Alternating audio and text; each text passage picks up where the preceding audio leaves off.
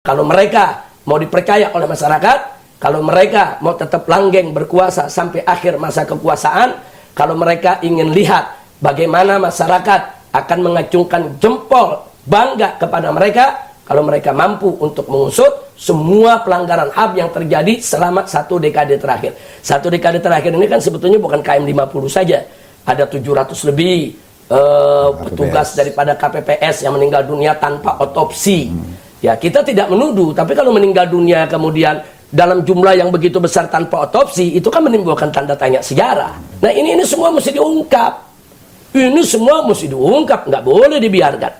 Nah, nggak boleh dibiarkan. Dan secara lebih khusus lagi, ya KM 50. KM 50 ini ada 6 orang anak muda, pemuda soleh, santri, baik-baik.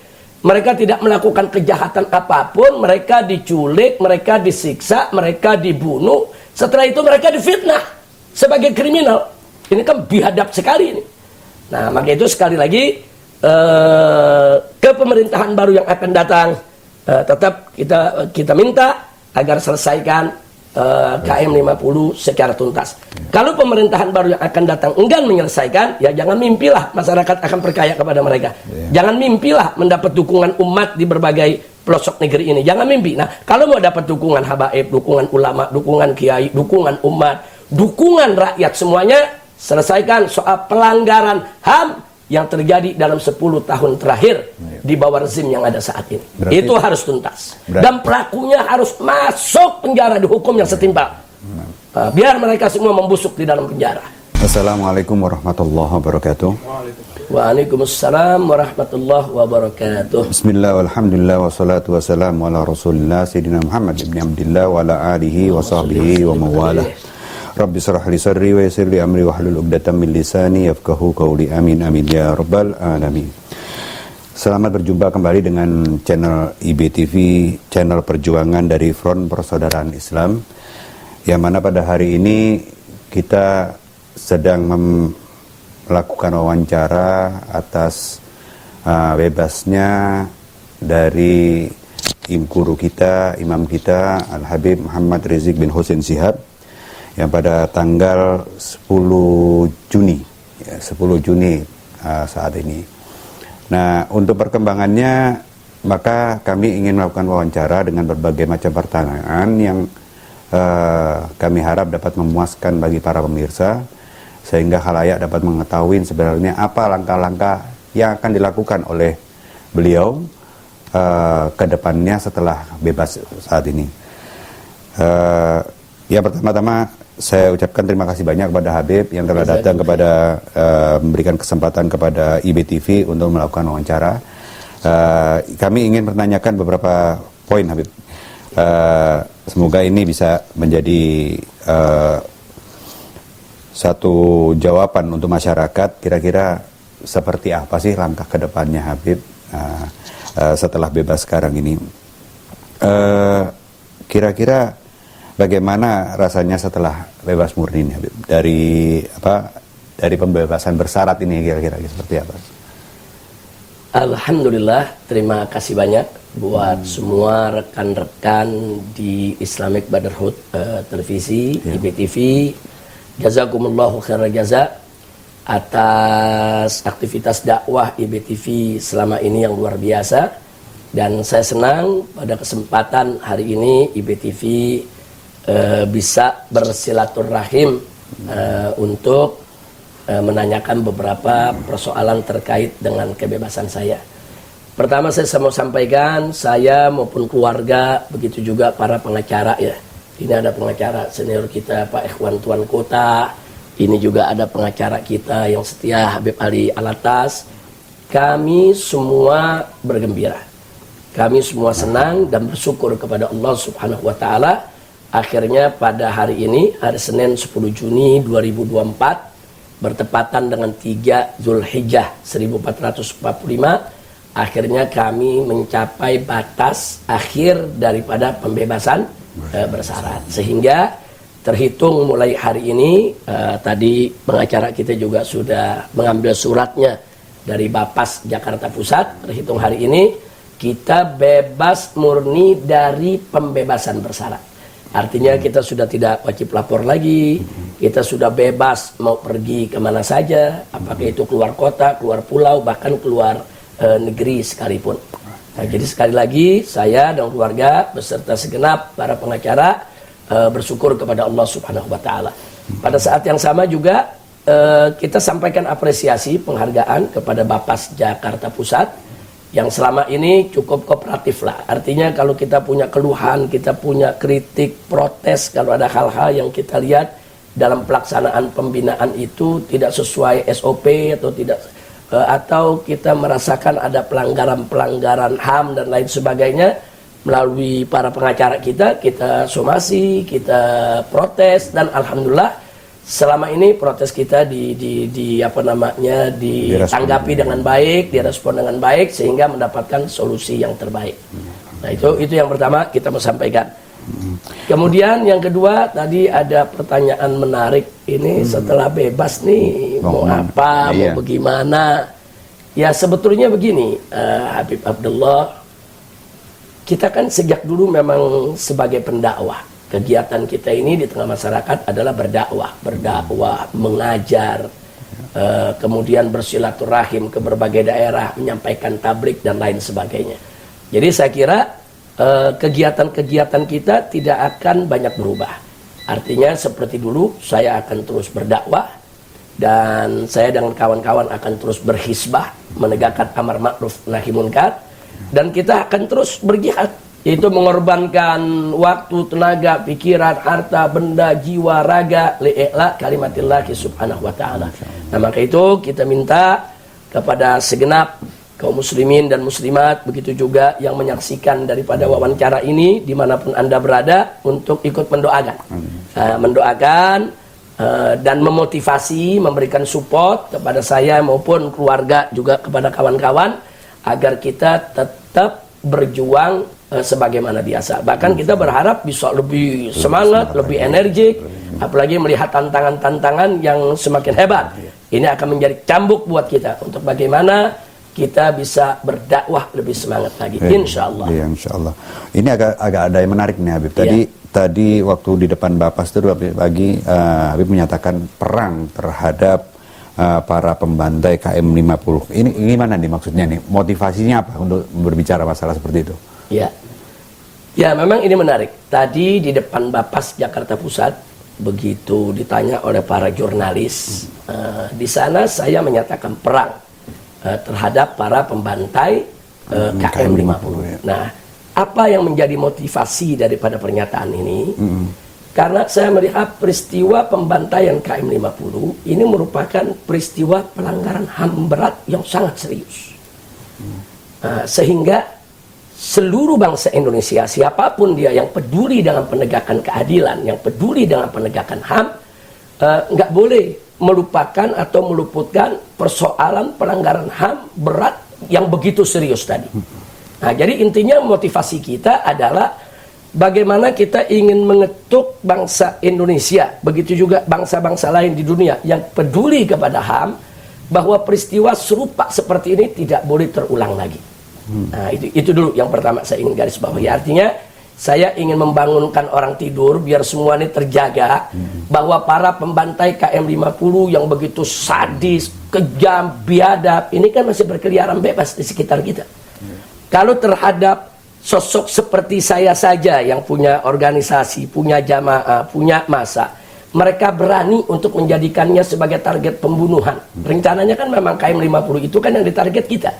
Nah, kalau sosok seperti saya saja mereka berani untuk menjadikan sebagai target pembunuhan, sekalipun itu merupakan pelanggaran HAM berat, lalu bagaimana dengan sosok masyarakat biasa? Nah, jadi artinya kalau ini dibiarkan ke depan, masyarakat sipil biasa setiap saat bisa jadi korban.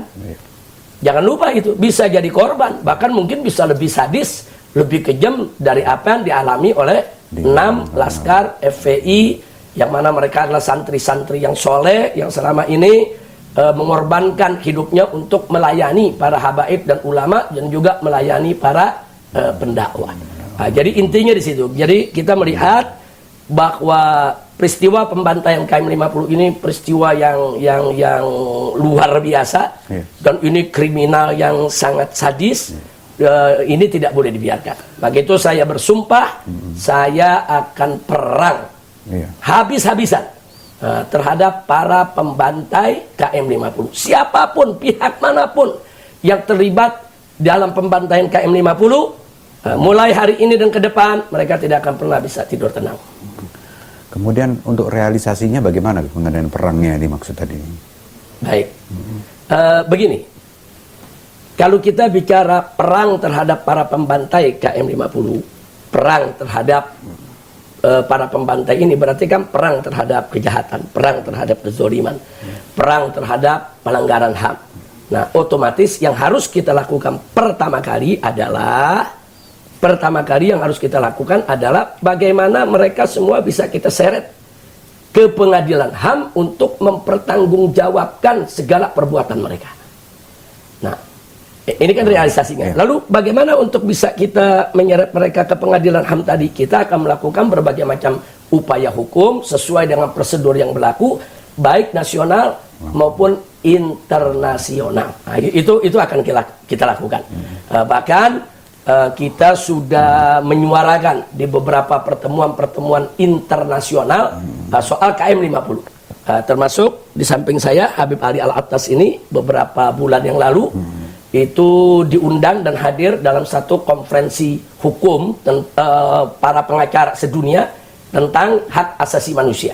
Waktu itu di Turki ya, di Turki. Jadi di sana bertemu dengan para ahli hukum dari seluruh dunia dan kita mengangkat kasus KM 50. Dan responnya luar biasa. Jadi ada beberapa pengacara dari berbagai belahan dunia, baik belahan dunia Islam maupun juga Eropa sana. Mereka cukup terkejut melihat rincian kejadian daripada pembantaian KM 50. Dan mereka berkomitmen akan bekerja sama dengan para pengacara kita untuk menyeret para pelaku ini dalam pertanggungjawaban. Nah, jadi aslinya ini kan cara kita merealisasikan baik secara nasional maupun internasional.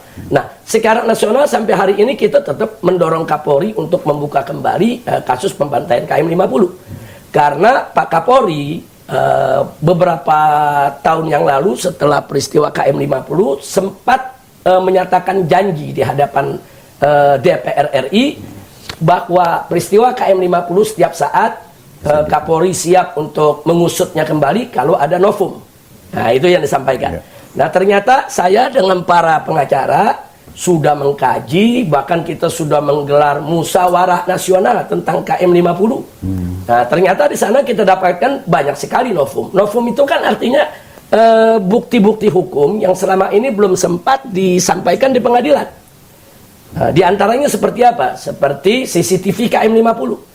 Sampai hari ini CCTV KM 50 tidak pernah dijadikan barang bukti di dalam sidang pengadilan KM 50. Nah, gimana? Iya, termasuk saksi-saksinya. Nah, jadi sekali lagi di sini CCTV ini kan bukti yang otentik, yang luar biasa. Bagaimana kita ingat peristiwa Sambo umpamanya, itu kan bisa terungkap semua dari CCTV. Nah, kalau CCTV Sambo yang semula sudah disembunyikan, bahkan ada yang berusaha untuk menghapus, ternyata Mabes Polri bisa kok untuk mendapatkannya. Nah, bahkan bisa itu dijadikan barang bukti di pengadilan. Nah, kenapa CCTV KM 50 kok tidak ada? Kita punya saksi-saksi. Kita punya saksi-saksi yang bisa dihadirkan di pengadilan KM 50 ini untuk mengejar daripada CCTV. Karena salah satu perwira dari gerombolannya Sambo di pengadilan Sambo itu terbukti yang menyapu bersih CCTV KM 50. Nah, seharusnya kan ini menjadi modal buat Bapak Kapolri untuk mengusut kembali. Orang-orang novumnya ada kok. Enggak sampai di situ. Di sekitar tempat kejadian itu ada hotel namanya Hostel Novotel. Itu juga lengkap dengan CCTV di seluruh sudut bangunan sampai di jalanan. Nah, ternyata sekarang kita dapat kesaksian dari beberapa pegawai yang ada di Novotel pasca peristiwa KM 50 ada oknum-oknum aparat yang datang menyita CCTV mereka, rekamannya.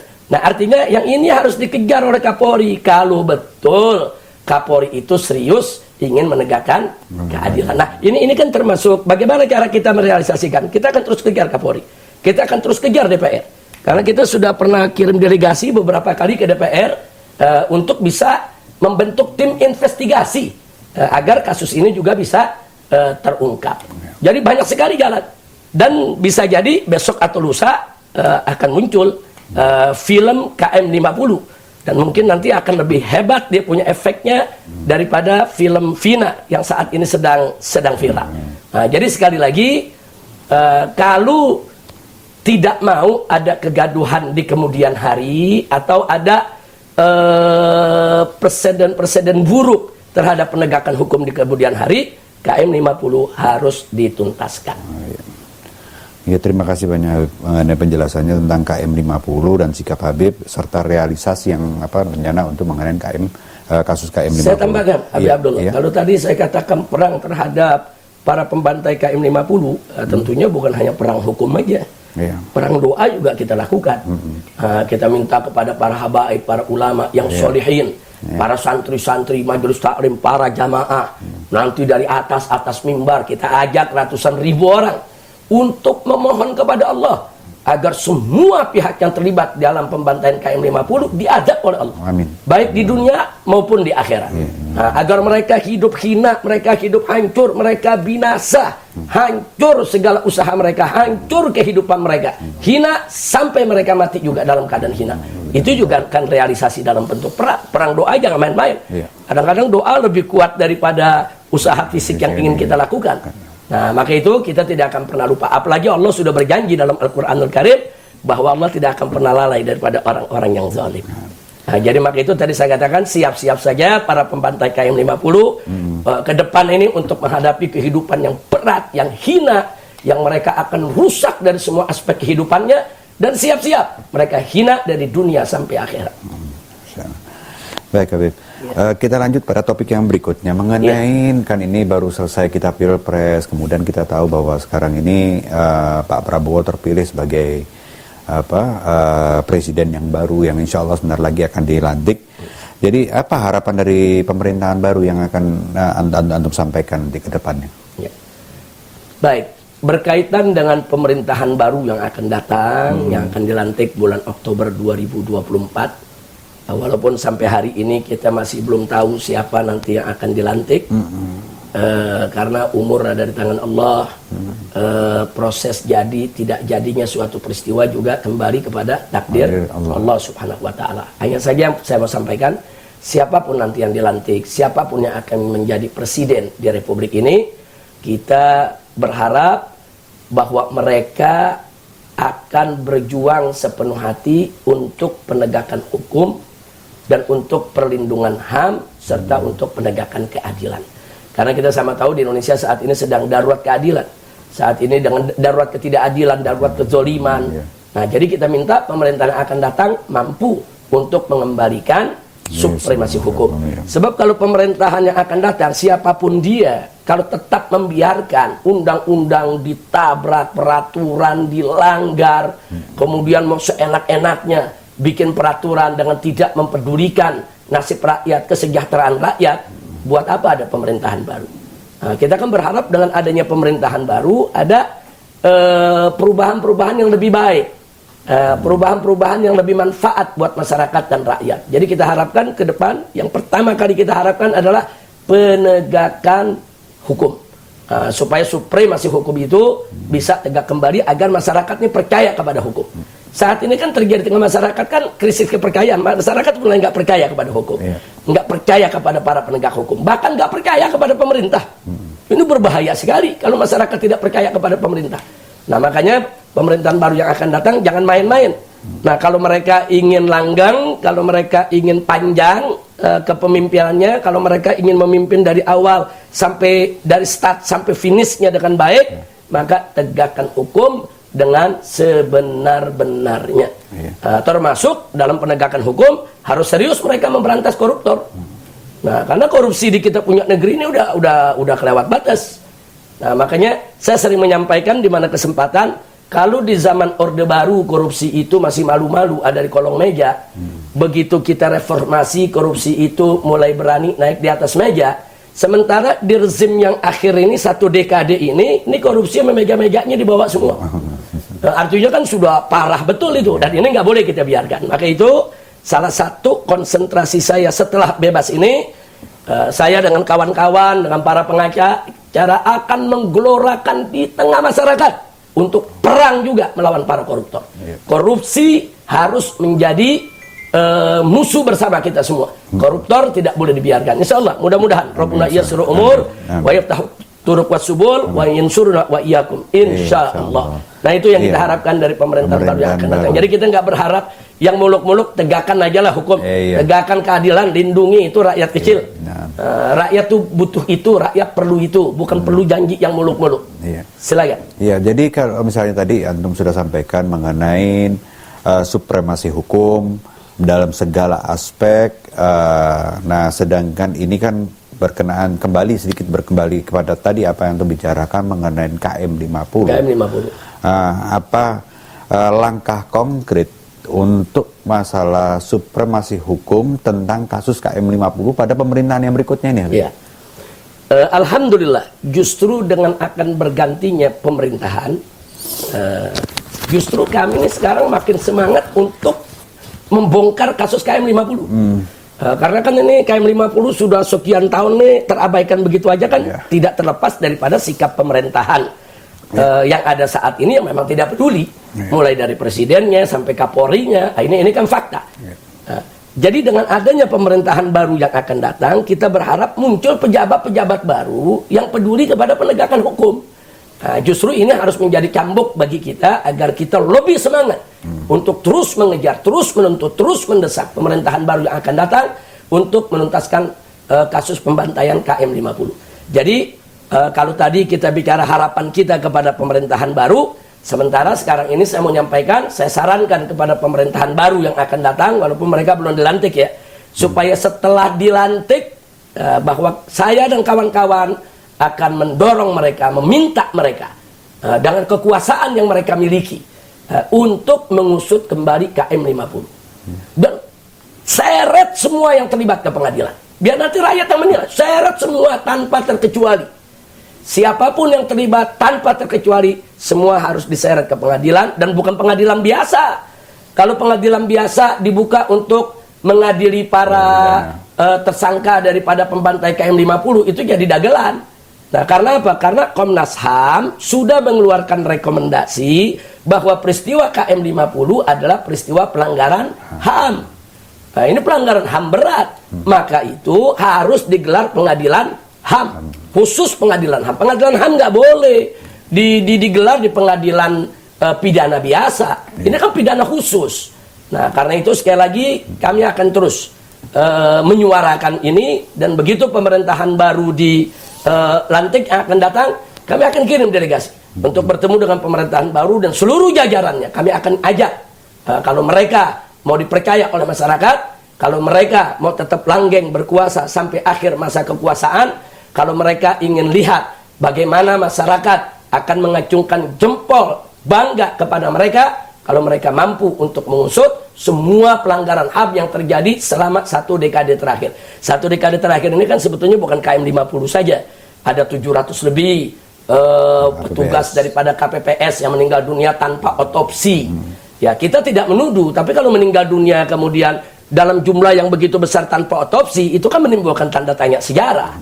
Nah, kenapa harus takut diotopsi? Kalau nggak ada apa-apa, kenapa harus takut diotopsi? Ini perlu ada tim investigasi khusus. Belum lagi Kanjuruhan. Kita tahu bagaimana, berapa banyak itu orang yang meninggal dunia di sana. Nah, itu juga termasuk pelanggaran HAM yang serius.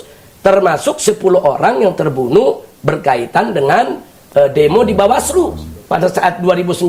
Yang satu tewasnya di Pontianak. Ya. Nah, ini semua mesti diungkap. Ini semua mesti diungkap, nggak boleh dibiarkan. Nah, nggak boleh dibiarkan. Dan secara lebih khusus lagi, ya KM50. KM50 ini ada 6 orang anak muda, pemuda soleh, santri, baik-baik. Mereka tidak melakukan kejahatan apapun, mereka diculik, mereka disiksa, mereka dibunuh. Setelah itu mereka difitnah sebagai kriminal. Ini kan biadab sekali ini. Nah, maka itu sekali lagi ke pemerintahan baru yang akan datang tetap kita minta agar selesaikan KM 50 secara tuntas. Kalau pemerintahan baru yang akan datang enggan menyelesaikan, ya jangan mimpilah masyarakat akan percaya kepada mereka. Jangan mimpilah mendapat dukungan umat di berbagai pelosok negeri ini. Jangan mimpi. Nah, kalau mau dapat dukungan habaib, dukungan ulama, dukungan kiai, dukungan umat, dukungan rakyat semuanya, selesaikan soal pelanggaran HAM yang terjadi dalam 10 tahun terakhir di bawah rezim yang ada saat ini. Itu harus tuntas. Dan pelakunya harus masuk penjara, dihukum yang setimpal. Biar mereka semua membusuk di dalam penjara. Jadi itu langkah konkretnya untuk pesan Habib kepada pemerintahan berikutnya. Betul. Ya. Oke, kita lanjut kepada topik yang berikutnya, Habib. Tentang tadi kita udah bicara mengenai peristiwa-peristiwa yang ada di nasional. Nah, kita kan mengetahui bahwa kondisi Palestina saat ini sudah terjadi pertempuran hampir mencapai 1 tahun ya. Mencapai 1 tahun dan banyak korban jiwa di sana dan artinya kebrutalan dari Israel ini betul-betul sudah sangat tidak bisa ditolerir. Nah, terus kemudian kita ingin pandangan dari Habib tentang apa yang terjadi di Palestina sih, bagaimana sih sebenarnya? Ya. Jadi kita tahu bahwa Palestina itu sudah 70 tahun lebih ya. Mereka dijajah oleh Israel dan bukan sekedar dijajah wilayahnya, tapi juga bagaimana manusianya, bangsa Palestina didiskriminasi, disiksa, dipenjara tanpa pengadilan, dibunuh dan seterusnya. Itu sudah terjadi bukan setahun 2 tahun, tapi sudah 70 tahun lebih. Nah, sehingga apa yang dilakukan Hamas setahun yang lalu dengan penyerangan Badai Al-Aqsa, Tofan Al-Aqsa-nya, maka itu kan merupakan akumulasi begitu. Akumulasi penderitaan daripada bangsa Palestina yang menghadapi kejahatan, kebiadaban, kelalipan daripada Israel. Nah, berakumulasi puncaknya terjadilah perlawanan yang luar biasa yang dilakukan oleh Hamas maupun faksi-faksi mujahidin yang lainnya, ya sehingga terjadi pertempuran sampai hari ini. Nah, maka itu janganlah Tufan Al-Aqsa itu dijadikan alasan. Nah, ini kan kadang-kadang ada orang-orang Islam ini yang menyalahkan saudaranya sendiri. Kemudian dijadikan alasan untuk menyalahkan Palestina dengan membenarkan perilaku Israel dengan anggapan itu adalah bela diri. Ini nggak benar. Ini nggak benar. Jadi justru bangsa Palestina yang selama ini sedang bela diri, bela negaranya, bela bangsanya untuk merdeka. Sedangkan Israel bukan bela diri. Israel ini memang melakukan genocide. Nah, maka itu negara-negara pendukung Israel seperti Amerika, Inggris dan lain sebagainya, mereka mencoba menutup mata dari genocide. Tapi dunia mentertawakan mereka. Karena seluruh dunia saat ini terbuka matanya, terbelalak matanya. Apalagi sekarang kita sudah masuk di zaman medsos. Nggak ada yang bisa disembunyikan. Dulu 10-20 tahun yang lalu, apalagi 40 tahun yang lalu. Nah, kalau Israel memframe di seluruh dunia, bangsa Palestina itu pemberontak, Palestina itu bangsa penjahat dan lain sebagainya, bahwa Israel itu sudah berbuat adil, menjaga hak asasi manusia. Mungkin dulu orang masih banyak yang percaya di Eropa dan di Amerika dan lain sebagainya. Karena dulu media mainstream kan mereka yang kuasai. Tapi hari ini setiap individu manusia yang merupakan makhluk sosial bisa menjadi jurnalis. Bisa menjadi jurnalis yang menyebarluaskan informasi yang sebenarnya apa yang terjadi. Sehingga saat ini Israel, Amerika dan konco-konconya kalang kabut untuk memframing bahwa Israel baik, bahwa Israel tidak melanggar HAM. Nggak bisa. Semua orang sudah terbuka matanya bahwa Israel melakukan genocide, Israel melanggar HAM, Israel membunuh perempuan-perempuan tidak bersalah, anak-anak kecil tidak berdosa, dan Israel bukan sedang bela diri, tapi Israel sedang melakukan pemusnahan massal untuk seluruh bangsa Palestina. Nah, karena itu saya berharap kepada Indonesia ini ya, Indonesia ini sejak zaman Bung Karno dulu kita selalu setia membela Palestina. Karena itu sudah merupakan amanat konstitusi. Penjajahan di atas muka bumi ini, di atas dunia ini harus dihapuskan. Dan itu di zaman Soeharto juga tetap berlanjut. Nah, maka itu kepada pemerintahan baru yang akan datang ini, kita amanatkan juga, kita minta bukan hanya sekedar harapan, tapi bahkan juga menjadi tuntutan supaya sikap membela Palestina itu nggak boleh berubah, nggak boleh bergeser. Dan jangan sekali-kali pemerintahan baru yang akan datang bermimpi untuk menjalin hubungan diplomatik atau ekonomi atau hubungan apapun dengan Israel. Dan kita juga mau ingatkan kepada pemerintahan baru yang akan datang, hati-hati. Kalau besok jangan sampai di pemerintahan itu kemasukan orang-orang yang pola pikirnya melihat Israel itu sebagai sahabat, Israel itu sebagai pihak yang menguntungkan. Ini berbahaya. Bahkan hati-hati dengan orang-orang yang punya pandangan bahwa penyelesaian Palestina itu harus two state, harus dua negara. Ini bukan solusi. Ini justru menjerumuskan bangsa Palestina untuk kehilangan daripada sebagian negerinya. Ini nggak boleh terjadi. Jadi Israel di sana itu penjajah, dan satu jengkal pun Israel tidak punya hak di atas bumi Palestina. Jadi Palestina harus merdeka seutuhnya. Tidak ada itu negara Israel. Bahkan seluruh bangsa Israel itu harus dikembalikan ke tempat mereka datang dulu. Mereka dulu datang dari Inggris, mereka datang dari Hongaria, mereka datang dari Belanda, mereka datang dari berbagai belahan Eropa. Kembalikan mereka.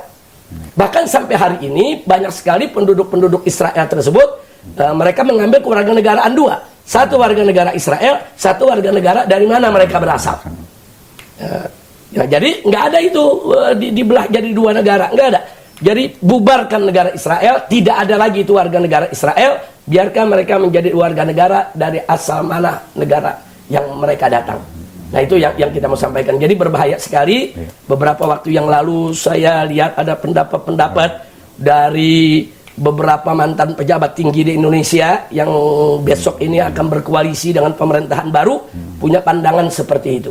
Nah itu nggak boleh ada. Jadi sekali lagi, Indonesia tetap kita ikuti Bung Karno, kita ikuti Pak Harto dulu, yang sikapnya tidak keluar dari sikap konstitusi Indonesia, bahwa Palestina harus merdeka secara utuh, tidak ada dibagi menjadi dua negara. Iya.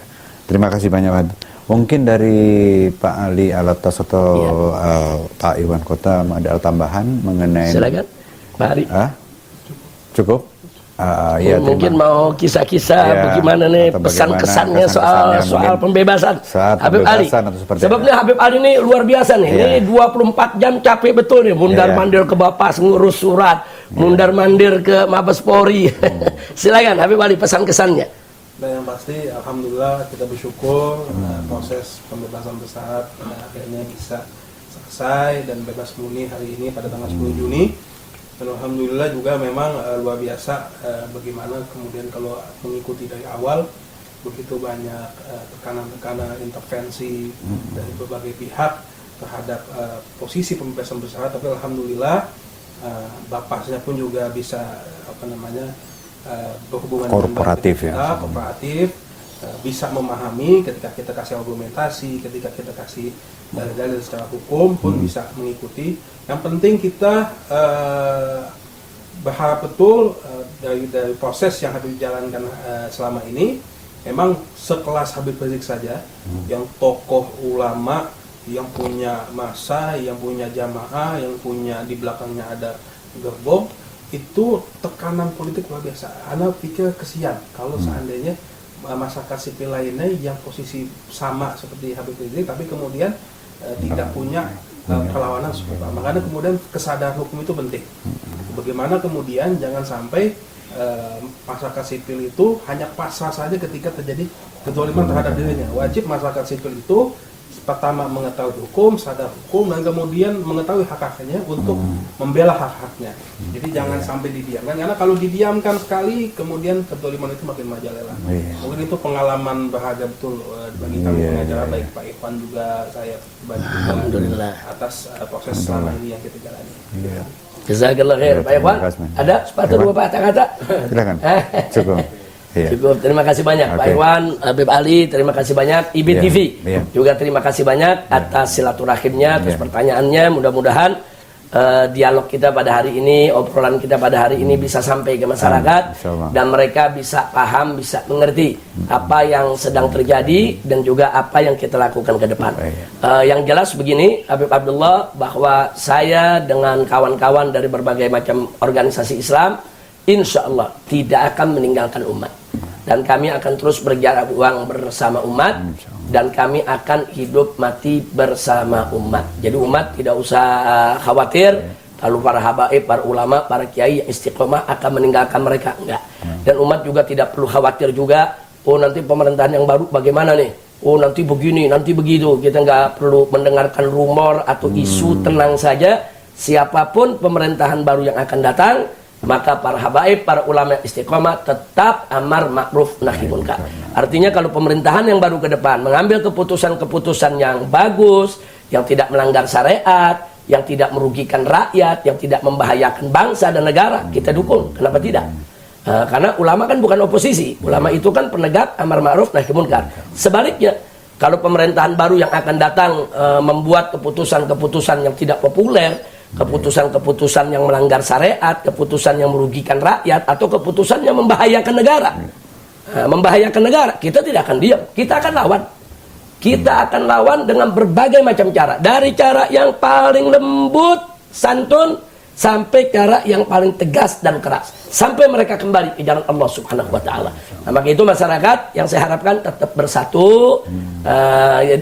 Yuk kita sama-sama gelorakan revolusi akhlak mulai dari diri sendiri. Kita ajak nih umat Islam di mana saja berada, ayo jaga sholatnya, jaga puasanya, jaga zakatnya, jaga akhlaknya, jaga sikapnya.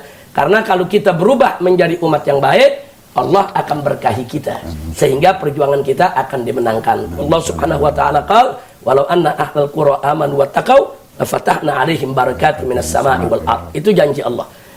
Jadi walau anna ahlal qura, andai kata penduduk satu perkampungan atau berbagai daerah, penduduk satu negeri, amanu wattaqau, mereka beriman dan mereka bertakwa kepada Allah, apa janji Allah? Lafatahna 'alaihim, niscaya akan kami buka untuk mereka, penduduk negeri yang bertakwa tadi, barakat minas sama'i wal ard. Barakat kata Allah, aneka ragam keberkahan minas sama'i wal ard, baik yang diturunkan dari langit maupun yang diturunkan dari bumi. Allah punya janji pasti benar. Allah punya janji pasti ditepati. Allah punya janji pasti akan menjadi kenyataan untuk kita semua. Nah, maka itu saya ajak seluruh umat Islam di Indonesia, dimanapun Anda berada, yuk sama-sama bagaimana caranya kita bertakwa kepada Allah Subhanahu wa Ta'ala. Kita perbaikilah akhlak kita. Kalau kemarin belum sholat, yuk kita sholat. Kalau kemarin sudah sholat, yuk kita perbaiki sholatnya. Kalau kemarin sholatnya sudah baik, yuk kita tingkatkan lagi kesempurnaannya. Nah, begitu juga amalan-amalan yang lain. Dan kita ajak semua, udah stop maksiat. Jangan ada lagi yang berbuat maksiat. Jangan berjudi, jangan berzina, jangan mencuri, jangan korupsi, jangan berbohong. Nah, ini berbohong lagi bahaya nih. Lagi menjadi darurat kebohongan di Indonesia. Mulai dari pejabat yang paling tinggi sampai rakyat jelata di bawah sudah terbiasa dengan kebohongan, dan ini nggak boleh kita biarkan. Ayo kita jadikan kebohongan sebagai musuh bersama. Nah, itu harapan kita. Sekali lagi terima kasih kepada IBTV. Mudah-mudahan IBTV tetap menjadi televisi perjuangan bagi front persaudaraan Islam. Mudah-mudahan menjadi televisi penyatu, pemberi informasi yang benar, melawan hoax dengan hak, melawan berita-berita dusta dengan fakta. Dan mudah-mudahan IBTV akan terus diminati, digandrungi oleh seluruh umat Islam yang ada di Indonesia, bahkan oleh seluruh rakyat dan bangsa Indonesia, apapun agama, suku, adat, dan budayanya. Nah, itu saja yang bisa kita sampaikan. Dan khusus untuk yang ada di luar negeri, orang-orang Indonesia yang tinggal di luar negeri, diaspora, beberapa waktu yang lalu mereka datang bertamu kemari. Nah, kita amanatkan mereka jangan segan-segan melakukan pembelaan terhadap rakyat Indonesia yang ada di Indonesia. Sebagaimana kita di Indonesia wajib melakukan pembelaan kepada masyarakat Indonesia yang ada di luar negeri, maka masyarakat Indonesia yang sudah tinggal berdomisili di luar negeri juga bisa melakukan pembelaan terhadap masyarakat Indonesia yang ada di dalam negeri.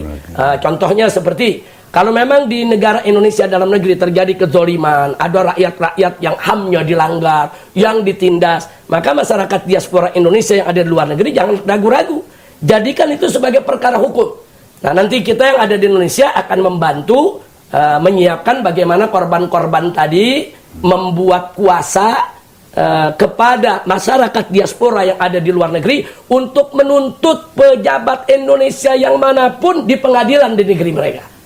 Nah, dan ini pernah terjadi. Bagaimana Presiden Chili bermasalah dengan rakyatnya melapor ke pengadilan di Spanyol dengan di mana satu negara lagi di Inggris. Nah, akhirnya ternyata dimenangkan itu gugatan. Nah, akhirnya apa? Akhirnya presiden tersebut dinyatakan kalau ada di wilayah Inggris atau Spanyol akan ditangkap sebagai kriminal. Dan ini bisa terjadi untuk kita punya negeri.